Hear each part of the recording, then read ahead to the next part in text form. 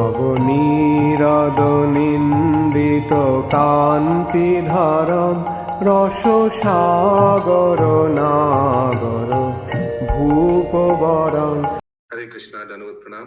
हम लोग श्रीमद् भागवतम के अष्टम स्कंद में हैं, द्वितीय अध्याय चल रहा है। आज हम लोग श्लोक संख्या 30 से कंटिन्यू करेंगे।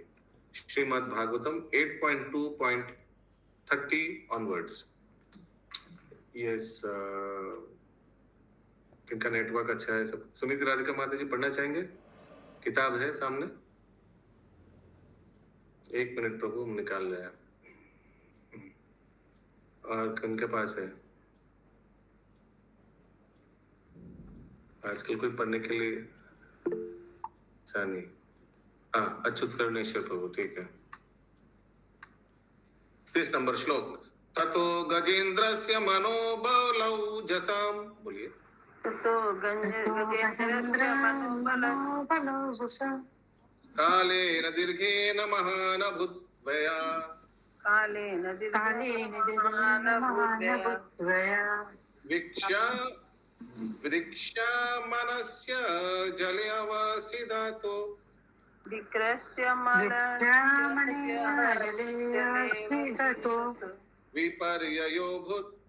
विपर्ययो अभूत् सकलां जलौक्षणा कषा विपर्यभूत सकलं जलौकसा। पढ़िए प्रभु। कोई जाकर अनम्यूट करके आइए, कृपया। बोले भाई, जो गजेंद्र का जो ये है, गजेंद्र का वैकुंठ गमन, उसमें 30 नंबर श्लोक है। हाँ, सेकंड अध्याय का 30 नंबर।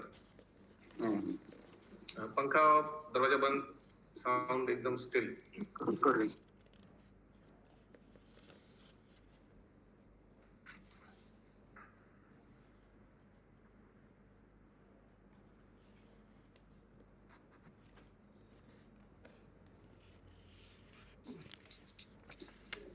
कोई भी व्यक्ति पूर्ण पुरुषोत्तम भगवान की माया को पार नहीं पा सकता। ये नहीं है प्रभु जी, यहाँ से नहीं, तत्पश्चात चैप्टर 2 गजेंद्र का संकट, उसका 30वां नंबर श्लोक का, उसका 30 नंबर श्लोक है। प्रभु जी हम पढ़े? हाँ, पढ़िए। यस। अनुवाद। तत्पश्चात जल के भीतर खींचे जाने तथा दीर्घ काल तक लड़ते रहने के कारण हाथी की मानसिक, शारीरिक तथा इंद्रिय शक्ति घटने लगी। इसके विपरीत जल पशु होने के कारण घड़ियाल का उत्साह, उसकी शारीरिक शक्ति तथा इंद्रिय शक्ति बढ़ती रही। तात्पर्य। हाथी तथा घड़ियाल की लड़ाई में अंतर यह था कि हाथी अत्यंत शक्तिशाली होते हुए भी पराय स्थान अर्थात जल में था। 1000 वर्षों की लड़ाई के दौरान उसे कोई भोजन नहीं मिल पाया, जिससे उसकी शारीरिक शक्ति क्षीण होने लगी। उसकी शारीरिक शक्ति क्षीण होने से मन भी कमजोर पड़ने लगा और उसकी इंद्रिय शिथिल पड़ गई। इंद्रिया शिथिल पड़ गई। किंतु घड़ियाल तो जल का ही प्राणी जो ठहरा, उसे किसी तरह की कठिनाई नहीं हुई। उसे भोजन प्राप्त होता रहा, जिसे उसे मानसिक शक्ति तथा इंद्रिय प्रोत्साहन मिल रहा था। इस प्रकार जहाँ हाथी का बल घटता गया, वहाँ घड़ियाल अधिकाधिक बलशाली बनता गया। अब हम इससे यह शिक्षा ग्रहण कर सकते हैं कि माया से लड़ाई लड़ने में हम ऐसी स्थिति में न पड़े जिससे कि हमारा बल, उत्साह तथा इंद्रिया शक्ति पूर्वक लड़ने में असमर्थ हो जाए।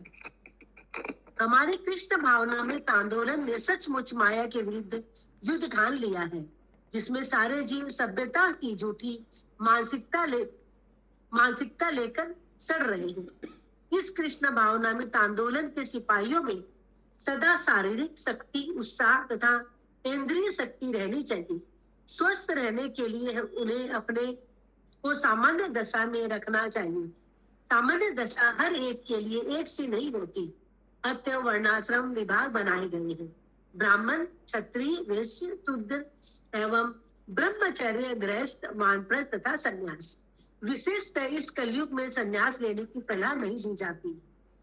अश्वमेधं गवालभ्यं सन्न्यासं पल्पेत्रिकं देवरेण सुतोत्पत्तिं कलोत् पंच विवर्जते।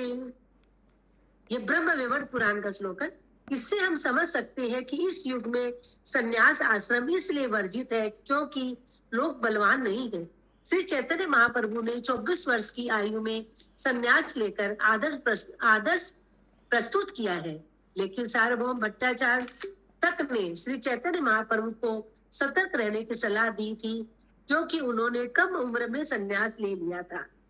हम प्रचार करने के लिए तरुण बालकों को संन्यास प्रदान करते हैं, किंतु ऐसा अनुभव किया जा सकता है कि वह संन्यास ग्रहण करने के योग्य नहीं है। इसमें कोई हानि नहीं है। यदि कोई यह सोचे कि वह संन्यास के योग्य नहीं है, किंतु यदि वे काम भोग से सदैव विचलित होते हो, तो उन्हें ऐसे आश्रम में जाना चाहिए जिसमें काम भोग की छूट हो, अर्थात वे गृहस्थ आश्रम में जाए। यदि कोई एक स्थान में आसक्त जान पड़े तो उसका अर्थ यह नहीं होता कि वह घड़ियाल रूपी माया से लड़ना बंद कर दे। हमें कृष्ण के चरण कमलों की शरण ग्रहण करनी चाहिए, जैसा कि गजेंद्र ने किया था। उसी के साथ वह गृहस्थ भी बना रह सकता है। यदि वह काम भोग में लिप्त रहने से संतुष्ट है तो लड़ाई बंद करने की आवश्यकता नहीं है। अतएव श्री चैतन्य महाप्रभु की संस्तुति की गई है, स्थाने स्थिता श्रुति गताम तनुवांगम नोधि। कोई अपने अनुकूल किसी भी आश्रम में रह सकता है। संन्यास ग्रहण करना अनिवार्य नहीं है। यदि उसका मन काम भोग से चलायमान रहता है तो वह गृहस्थ आश्रम में प्रवेश कर सकता है, लेकिन उसे लड़ाई जारी रखनी चाहिए। जो दिव्य पद को प्राप्त नहीं है उसके लिए कृत्रिम रूप से संन्यास ग्रहण करना कोई श्रेय की बात नहीं है। यदि संन्यास उपयुक्त नहीं है तो गृहस्थ आश्रम में प्रविष्ट होकर माया के विरुद्ध बलपूर्वक लड़ सकता है, लेकिन उसे लड़ाई बंद करके भागना नहीं चाहिए। 31 नंबर। Any question? Okay. अगला श्लोक 31। इत्थं गजेंद्र सयादपा संकटम इत्थं गजेन्द्र प्राणस्य देहि विवशो यदृच्छया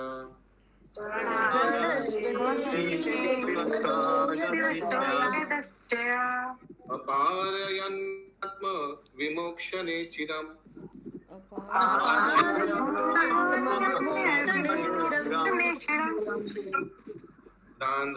दाध्य इमां बुद्धिम् अथा भयापाद्यता।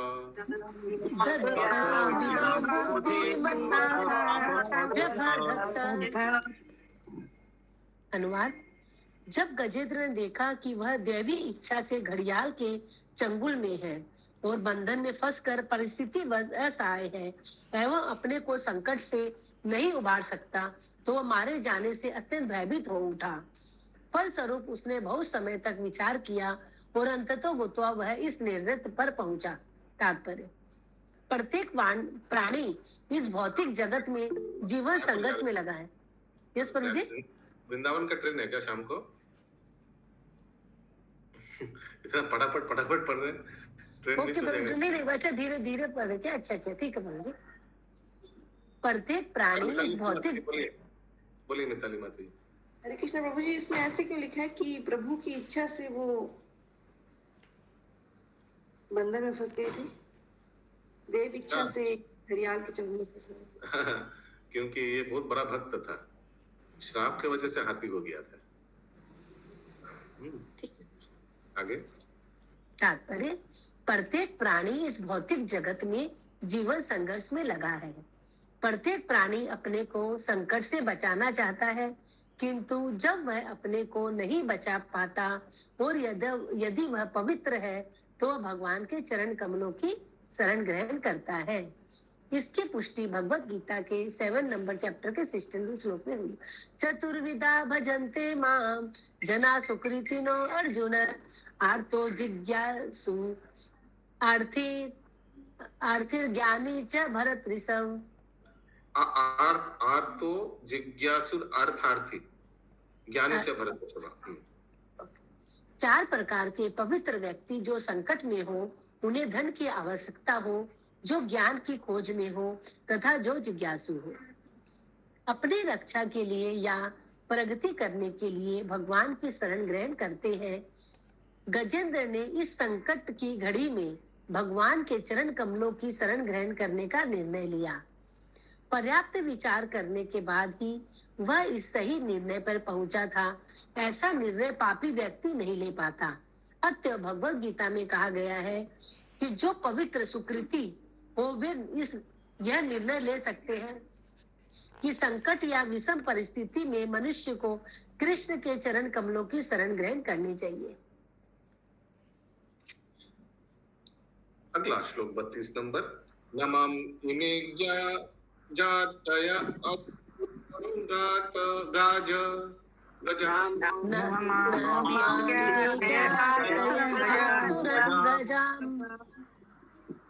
उतरण्य प्रभवन्ति मोचितुम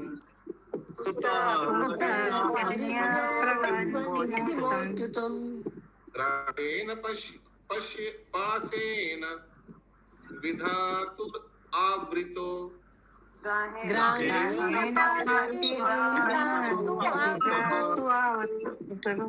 अप्यहं च तं यामि परम परायणम्।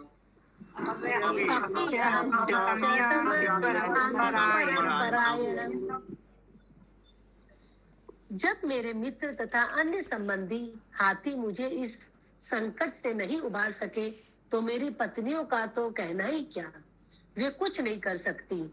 यह विधाता की इच्छा थी कि इस घड़ियाल ने मुझ पर आक्रमण किया है। अतः मैं उन भगवान की शरण में जाता हूँ जो हर एक को, यहाँ तक कि महापुरुषों को भी सदैव आश्रय प्रदान करते हैं।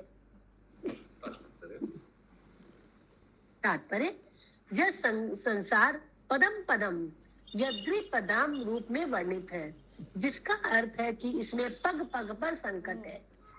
मुझे झूठे ही सोचता है, मूर्ख झूठे ही सोचता है कि वह इस भौतिक जगत में सुखी है, लेकिन वास्तव में सुखी रहता नहीं, क्योंकि जो ऐसा सोचता है वह मोहग्रस्त है।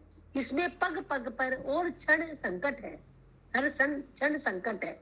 आधुनिक सभ्यता में मनुष्य सोचता है कि यदि उसके पास सुंदर मकान और सुंदर कार हो तो उसका जीवन पूर्ण है। पाश्चात्य जगत में, विशेषतः अमेरिका में, अच्छी कार रखना उत्तम बात है, किंतु जो ही वह सड़क पर कार चलाता है तो उसे संकट बना रहता है, क्योंकि वह किसी भी क्षण दुर्घटना में मर सकता है।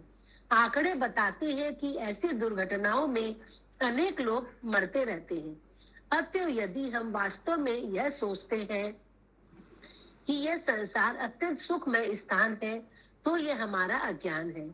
असली ज्ञान यह है कि यह भौतिक जगत संकट से पूर्ण है।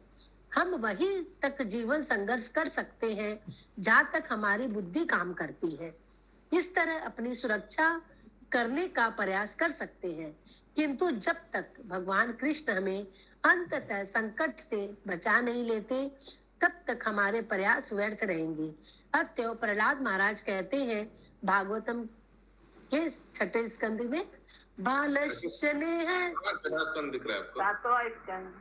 7वां स्कंद के 9वां नंबर अध्याय के 19 नंबर श्लोक में, बालस्य नेह शरणं पित्रो नृसिंह, बालस्य नेह शरणं पित्रो नृसिंह। सुनिए पहले बाबा, इतना बड़ी इनका सुनिए पहले। टाटा टाटा टाटा टाटा टाटा टाटा बालस्य नेह शरणं पित्रो नृसिंह, नार्तस्य चागदम् उदन्वति मज्जतो नो, तप्तस्य तप पृथिवीर्धिर्य इहान श्रेष्ठस्, तावद् विभो मेरे को पढ़ना, तावद् विभो तनुभूतां तदुपेक्षितां तानां पहली बार आप ऐसे श्लोक पढ़ रहे हैं ना, लग रहा नहीं प्रभु ऐसे, हाँ है। नर्वस हो जाते हैं प्रभु, ऐसा कोई एकदम पहली बार ऐसा नहीं हो जाता है, सबके सामने नहीं पढ़ पा। प्रभु ठीक हुआ कि वापस से पढ़े? नहीं, ठीक हो गया था, ठीक है। आगे बढ़े। भले ही हम सुखी रहने या इस भौतिक जगत के संकटों का सामना करने के लिए कितने ही साधन क्यों न ढूंढ ले, किंतु जब तक हमारे प्रयासों को भगवान से पुष्टि नहीं मिल जाती, वे हमें कभी सुखी नहीं बना पाएंगे। जो लोग भगवान की शरण लिए बिना सुखी रहने का प्रयास करते हैं, वे मूढ़ हैं। न माम दुष्कृतनो मूढ़ा प्रपधन्ते नराधमा। अधम लोग कृष्ण भावनामृत ग्रहण करने से मना कर देते हैं, क्योंकि वे सोचते हैं कि कृष्ण की रक्षा के बिना ही वे अपनी रक्षा कर लेंगे। यह उनकी भूल है। गजेंद्र का निर्णय सही था। ऐसी संकटमय स्थिति में उसने भगवान की शरण ग्रहण की। नाम दुष्कृतिनो। अच्छा, वो सेकंड लाइन नहीं दिया, तीसरा चौथा लाइन देता, फिर 10 मिनट चला जाता। अगला श्लोक 33 नंबर। हरे कृष्णा प्रभु जी। प्रभु जी यहाँ पे कुछ आंकड़े बताते हैं कि ऐसी दुर्घटनाओं में अनेक लोग मरते हैं। ये इस सड़क के बारे में बताया है, जो सड़क पर, तो वहां पे प्रभु ज्यादा दुर्घटनाएं होती है क्या सड़क की एज कंपेयर टू यहाँ? हाँ, हाईवे सब बड़ा हाईवे है, सब 100-200 स्पीड में सब चलाते हैं। रास्ता अच्छा है ना, इसलिए बहुत रोड एक्सीडेंट होते हैं उधर। ओके,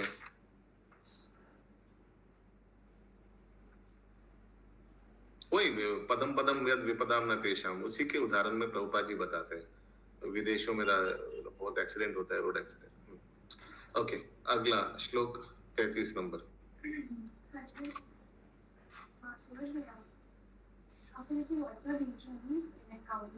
यकश्चनेशो पलिनो अंतकोरकात्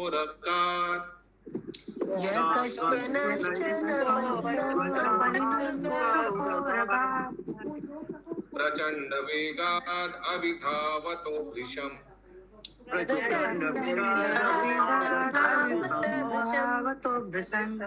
भीतं प्रपन्नं परिपाटी यद्भयम्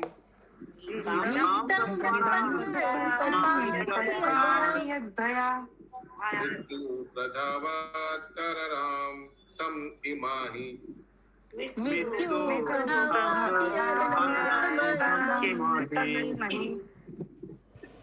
भगवान निश्चय ही हर एक को ज्ञात नहीं है, किंतु है भी अत्यंत शक्तिशाली तथा प्रभावशाली। अतएव यद्यपि काल रूपी सर्प प्रचंड वेग से निरंतर हर किसी का पीछा कर रहा है, उसे निगलने का उद्यत है, तथापि यदि वह इस सर्प से डर कर भगवान के शरण में जाता है, तो भगवान उसे संरक्षण प्रदान करते हैं, क्योंकि भगवान के भय से मृत्यु भी भाग जाती है। अतः मैं उनकी शरण ग्रहण करता हूँ, जो महान एवं शक्तिशाली परम सत्ता है और हर एक के वास्तविक आश्रय है। जो बुद्धिमान है।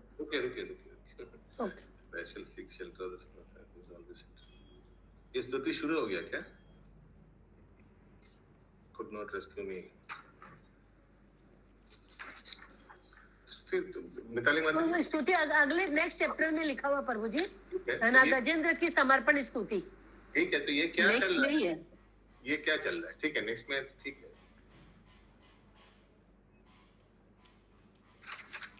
हरे कृष्णा प्रभु जी, ये अभी गजेंद्र मन में विचार कर रहे हैं। ये गजेंद्र मन में विचार कर रहे हैं। वो तो शरणागति ही चल रही है। अच्छा, मन में विचार कर रहे हैं। हाँ ठीक है, मन से स्तुति कर रहा है, वाणी से स्तुति कर रहा है।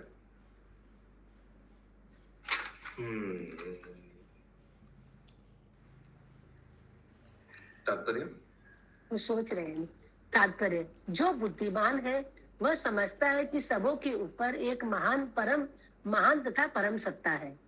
यह महान सत्ता निर्दोष व्यक्तियों को उत्पातों से बचाने के लिए विभिन्न अवतारों में प्रकट होती है। जैसा कि भगवत गीता के 4 नंबर चैप्टर में 8वां श्लोक में है, परित्राणाय साधु ना विनाशाय च दुष्कृताम। स्पीड 50% कर दी आराम से।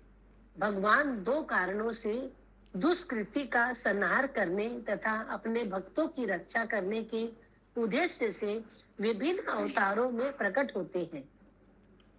गजेंद्र ने इनकी ही शरण में जाने का निर्णय लिया। वह बुद्धिमानी है, यह बुद्धिमानी है। मनुष्य को उस पूर्ण पुरुषोत्तम भगवान को जानना चाहिए और उनके शरणागत हो जाना चाहिए। भगवान प्रत्यक्ष रूप में हमें यह उपदेश देने आते हैं कि किस तरह सुखी रहा जाए। केवल मूर्ख तथा धूर्त ही बुद्धि होते हुए भी इस परम सत्ता परम पुरुष को नहीं देख पाती। श्रुति मंत्र तृतीय उपनिषद में 2.8 में कहा गया है, भीषास्माद वात पवते भिषोदेति सूर्य। ईशास्मादद्वत्ता पवते भीषास्माद वात पवते भीषोदेति सूर्य। भीषास्माद अग्निश्चंद्रश्च मृत्यु धारवती पंचमा। भगवान के भय से ही वायु बहती है। सूर्य उष्मा तथा प्रकाश का वितरण करता है और मृत्यु हर एक का। कौन सा कीर्तन में है ये सब? भगवान का भय से ही वायु बहता है। तबो भये वायु चंद्र सूर्य सोमुदा। हाँ बोलिए। भगवान के नाम राजा समस्त हरे कृष्ण प्रभु। हाँ बोलो। अभी तो वाणी में जा रहे, केतारे तो वाणी में जा रहे, केतारे।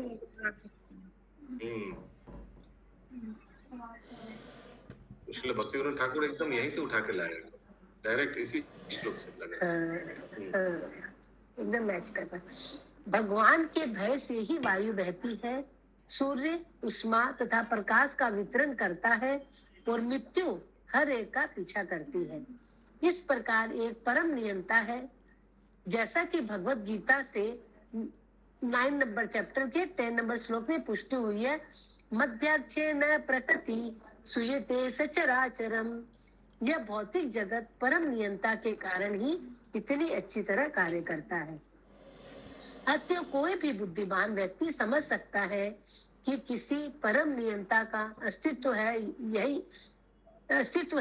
यही नहीं, यह परम नियंता साक्षात कृष्ण के रूप में, चैतन्य महाप्रभु के रूप में तथा भगवान रामचंद्र के रूप में उपदेश देने तथा अपने उदाहरण से भगवान की शरण में जाने की विधि बताने के लिए प्रकट होते हैं। फिर भी जो लोग अधम हैं, दुष्कृति है, वे उनकी शरण में नहीं जाते। न माम दुष्कृतिनो मूढ़ा प्रपदन्ते न राधमा। भगवत गीता में भगवान स्पष्ट कहते हैं कि मृत्यु सर्व हर चाहम, मृत्यु सर्व हर चाहम, मैं सर्वभक्षी मृत्यु हूँ। अतः मृत्यु वह प्रति सर्वहरश्चाहम ऐसे करके पढ़िए। ये तो मृत्यु सर्व हरश्चाहम, मैं सर्वभक्षी मृत्यु हूँ। अतः मृत्यु वह प्रतिनिधि है जो प्रत्येक देहधारी जीव से सब कुछ छीन लेती है। कोई यह नहीं कह सकता मैं मृत्यु से नहीं डरता। यह झूठी धारणा है। हर व्यक्ति मृत्यु से डरता है, किंतु जो भगवान की शरण ग्रहण करता है वह मृत्यु से बच सकता है। कोई यह तर्क कर सकता है कि क्या भक्त नहीं मरता? इसका उत्तर यह है कि निश्चित रूप से उसे शरीर त्यागना होगा, क्योंकि शरीर भौतिक है। किंतु अंतर इतना ही है कि जो कृष्ण की पूर्ण शरण में जाता है और कृष्ण द्वारा रक्षित होता है, उसका वर्तमान शरीर अंतिम शरीर होता है। उसे फिर से भौतिक शरीर धारण करके मृत्यु के अधीन नहीं होना होता। भगवत गीता के 4.9 वर्तमान शरीर आखिरी शरीर होता है। इसीलिए कभी भक्त का जन्मदिन होता है तो वो हैप्पी बर्थडे गाना गाते हैं, तो उस लाइन वाला कौन सा लाइन नहीं गाना चाहिए? वो क्या एक बर्थडे में लिखा ना, नहीं बर्थडे में नहीं ना, बार बार भी नहीं आए वो वाला, नहीं नहीं, many happy returns of the day. Many happy returns of the, वो नहीं हाँ, वो नहीं अच्छी लिखा है। बोलेगा। हाँ। तो मतलब वापस आगे भगवत गीता के 4.9 में इसका आश्वासन दिया गया है। त्यक्ता देहं पुनर्जन्म नेति मामेति सो अर्जुनम। भक्त अपना शरीर त्यागने के बाद भौतिक शरीर नहीं पाता, अपितु भगवत धाम वापस जाता है। हम सदा संकट में रहते हैं क्योंकि किसी भी क्षण मृत्यु हो सकती है। ऐसा नहीं है कि गजेंद्र ही मृत्यु से भयभीत था। हर एक को मृत्यु से डरना चाहिए क्योंकि हर एक व्यक्ति काल रूपी घड़ियाल द्वारा पकड़ा जाता है और किसी भी क्षण मर सकता है। अतएव सर्वोत्तम मार्ग यही है कि भगवान श्री कृष्ण की शरण ग्रहण करने का प्रयास किया जाए और इस संसार के जीवन संघर्ष से बचा जाए जिसमें मनुष्य को बारंबार जन्म लेना और मरना पड़ता है। इसी ज्ञान तक पहुंचना जीवन का चरम लक्ष्य है। इस प्रकार श्रीमद् भागवतम के 8वें स्कंद के अंतर्गत गजेंद्र पर संकट नामक दूसरे अध्याय के भक्ति वेदांत तात्पर्य पूर्ण हुए। श्रील प्रभुपाद का आशीर्वाद लेके तृतीय अध्याय शुरू करते हैं। नमो विष्णुपादाय कृष्ण पृष्ठाय भूतले श्रीमते भक्तिवेदांत स्वामी गौरवाणी प्रचार्य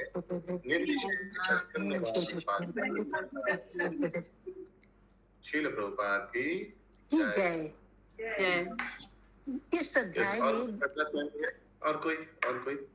और किसी को चांस, एनीबॉडी एल्स तीसरा अध्याय पढ़ना चाहेंगे जिनका नेटवर्क अच्छा है, बैकग्राउंड में आवाज नहीं हो रहा है? मैं पढ़ूं? नहीं, आपका बैकग्राउंड में आवाज होता है। और कोई मैं जिनका पढ़ूं? नेटवर्क अच्छा नहीं?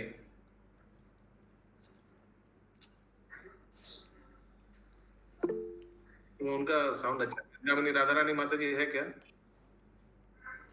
उनको एकदम कड़क आवाज आता है, अलग आवाज। कामिनी माता हमें जी पढ़ लेते हैं, हमें पढ़ लीजिए। इस अध्याय में गजेंद्र की स्तुतियों का वर्णन हुआ है। ऐसा प्रतीत होता है। हाँ माता जी थोड़ा स्लो करिए ना। ओके, अच्छा अच्छा ठीक है, राइट। इस अध्याय में गजेंद्र की स्तुतियों का वर्णन हुआ है। ऐसा प्रतीत होता है कि गजेंद्र पूर्व जन्म में इंद्रदुम्न नामक मनुष्य था जिसमें परमेश्वर की एक स्तुति सीखी हुई थी। सौभाग्यवश उसे ब्रह्म संहिता काम में आएगा। हाँ, ब्रह्म संहिता इसीलिए काम में आएगा। सब ब्रह्म संहिता डेली पाठ के देगा, फिर मरते समय हमको याद आ जाएगा। सौभाग्यवश उसे वह याद आ जाएगा दूसरा शरीर में। बोलिए। सौभाग्यवश उसे वह स्तुति स्मरण हो आई और वह मन ही मन उसका जप करने लगा। सर्वप्रथम उसने भगवान को नमस्कार किया, किंतु घड़ियाल द्वारा आक्रमण के फलस्वरूप अपनी विषम स्थिति के कारण ठीक से स्तुति न कर सकने के लिए उसने अपनी असमर्थता व्यक्त की। फिर भी उसने मंत्र का जप करने का प्रयास किया और निम्नलिखित उचित शब्दों। एक सेकंड स्लोली बाबा, बहुत फटाफट पढ़ रहे हैं। अभी भी फटाफट। अच्छा हाँ, ये इसके आगे वाला सेंटेंस पढ़िए। अपना विस्मृति के कारण क्या वो। हाँ, फिर भी सर्वप्रथम उसने भगवान को नमस्कार किया, किंतु घड़ियाल द्वारा आक्रमण के फल स्वरूप अपनी विषम स्थिति के कारण ठीक से स्तुति न कर सकने के लिए उसने अपनी असमर्थता व्यक्त की। फिर भी उसने मंत्र का जप करने का प्रयास किया। आगे बढ़े। भगवान समस्त कारणों के कारण है। वे आदि पुरुष है जिनसे प्रत्येक वस्तु पैदा हुई है। वे इस विराट जगत के मूल कारण है और सारा विश्व उन्हीं पर टिका है। तो भी वे दिव्य है क्योंकि वे सभी इस जगत में अपनी बहिरंगा शक्ति से ही कार्य करते हैं। वे अध्यात्म जगत वैकुंठ या गोलक वृंदावन में सदैव स्थित रहते हैं। जहां भी वे अपनी नित्य लीलाओं में मग्न रहते हैं, यह भौतिक जगत उनकी बहिरंगा शक्ति या भौतिक प्रकृति मग्न रहते हैं। यह भौतिक जगत उनकी बहिरंगा शक्ति या भौतिक प्रकृति का प्रतिफल है, जो उनके निर्देशन में कार्य करती है। इसी कारण से सृजन, पालन तथा संहार होता रहता है। भगवान सदा विद्यमान रहते हैं। अभक्त के लिए इसे समझ पाना दुरूह है। यद्यपि दिव्य भगवान सबों के लिए अनुभव गम्य है, किंतु केवल शुद्ध भक्त ही उनकी उपस्थिति तथा कार्यकलापों का अनुभव कर पाते हैं। वे जन्म, मृत्यु, जरा तथा व्याधि से सर्वथा मुक्त है। निसंदेह यदि कोई इस जगत में उनकी शरण ग्रहण करता है, तो वह भी उस दिव्य पद को प्राप्त होता है। भगवान भक्तों के संतोष के लिए परित्राणाय साधु नाम प्रकट होते हैं और अपने कार्यकलापों का प्राकट्य करते हैं। उनका प्राकट्य तिरोधाम तथा उनकी अन्य लीलाएं तनिक भी भौतिक नहीं होती। जो भी इस रहस्य को जानता है, वह भगवत धाम में प्रवेश कर सकता है। भगवान में सारे प्रतिकूल तत्वों का समंजन होता है। वे प्रत्येक हृदय में स्थित रहते हैं। वे हर वस्तु के नियामक है, सारे कार्यों के साक्षी है तथा समस्त जीवों के आदि स्रोत है। निसंदेह सारे जीव उनके अंश है, क्योंकि वे महाविष्णु के उद्गम है, जो संसार में रहने वाले सारे जीवों के स्रोत है। भगवान हमारी इंद्रियों के कार्यों का अवलोकन कर सकते हैं, क्योंकि भगवान की कृपा से ही वे कार्य कर सकती है और भौतिक फल प्राप्त करती है। यद्यपि वे प्रत्येक वस्तु के आदि स्रोत है, किंतु उनका कोई भी उपजात द्रव्य उनका स्पर्श नहीं कर पाता। इस प्रकार वे उस सोने की खान के समान है, जो आभूषणों के स्वर्ण का उद्गम तो है, किंतु आभूषणों से सर्वथा भिन्न है। हरे कृष्णा प्रभु जी, ये जो लाइन गई है, यद्यपि वे प्रत्येक वस्तु के आदि स्रोत हैं, किंतु उनका कोई भी उपजात द्रव्य उनका स्पर्श नहीं कर पाता, इसका मतलब Although he is the source of everything, तो भगवान सब कुछ का सोर्स है, लेकिन म्यूट करिए please. He is untouched by any of its byproduct. By-product माने जैसे बहिरंगा शक्ति भगवान का बाई प्रोडक्ट है। भगवान सब चीजों का स्तोत्र है, लेकिन कोई भी बाई प्रोडक्ट उनको टच नहीं कर सकता है। जड़ जगत उनको स्पर्श नहीं कर सकता है। 3 गुण उनको स्पर्श नहीं कर सकता है। काम, क्रोध, लोभ, मद, मात्सर्य उनको टच नहीं कर सकता है। ठीक है, आगे। यस। जो इस संसार में रहने वाले सारे जीवों के स्रोत है, भगवान हमारी इंद्रियों के कार्यों का अवलोकन कर सकते हैं, क्योंकि भगवान की कृपा से ही वे कार्य कर सकती है और भौतिक फल प्राप्त करती है। यद्यपि वे प्रत्येक वस्तु के आदि स्रोत है, किंतु उनका कोई भी उपजात द्रव्य उनका स्पर्श नहीं कर पाता। ऊपर से पढ़ने लगे। इस प्रकार वे सोने की खान के समान है, जो आभूषणों के स्वर्ण का उद्गम तो है, किंतु आभूषणों से सर्वथा भिन्न है। भगवान की पूजा पंचरात्र में बताई विधि से की जाती है। वे हमारे ज्ञान के उद्गम है और हमें मुक्ति प्रदान करने वाले हैं। अतः हमारा कर्तव्य है कि हम भक्तों के उपदेशों के अनुसार, विशेषतया गुरु के उपदेशों के अनुसार उन्हें समझें। यद्यपि हमसे सतो गुण पर प्रच्छन्न रहता है, किंतु संत पुरुषों तथा गुरु के उपदेशों का पालन करने से हम भवबंधन से मुक्त हो सकते हैं। अभक्त भगवान के आत्म प्रकाशित भौतिक स्वरूप की आराधना करते हैं। ज्ञानी लोग उनके निर्विशेष रूप की आराधना करते हैं और योगी जन उनके अंतर्यामी परमात्मा रूप की प्रशंसा करते हैं। किंतु पुरुष के रूप में उनके आदि स्वरूप को केवल भक्त ही समझ पाते हैं। भगवान बद्ध जीवों के अंधकार को भगवत गीता में दिए गए अपने उपदेशों द्वारा दूर करने में समर्थ है। वे दिव्य गुणों के सागर है और देहात्म बुद्धि से मुक्त हुए पुरुषों द्वारा ही समझे जा सकते हैं। वे अपनी अवधि की कृपा से बद्ध जीव को भव बंधन से छुड़ाकर भगवत धाम वापस भेज सकते हैं और अपना निजी पार्षद बना सकते हैं। फिर भी शुद्ध भक्त भगवत धाम वापस जाने की इच्छा नहीं करता। वह तो इसी जगत में सेवा करके ही प्रसन्न रहता है। वह भगवान से किसी वस्तु की याचना नहीं करता। उसकी एकमात्र प्रार्थना यही रहती है कि वह देहात्म बुद्धि से छूटकर भगवान की दिव्य प्रेमा भक्ति में लगा रहे। इस प्रकार गजेंद्र ने सीधे भगवान की स्तुति की और उसे उनमें किसी देवता का भ्रम नहीं हुआ। उसे देखने कोई भी देवता नहीं आए, यहाँ तक कि ब्रह्मा या शिव भी नहीं। प्रच्युत गरुड़ पर आसीन साक्षात नारायण उसके समक्ष प्रकट हुए।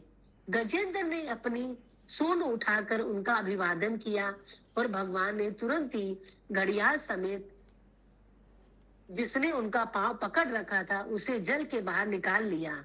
जब भगवान ने उस घड़ियाल को मार डाला और इस तरह गजेंद्र की रक्षा की गई।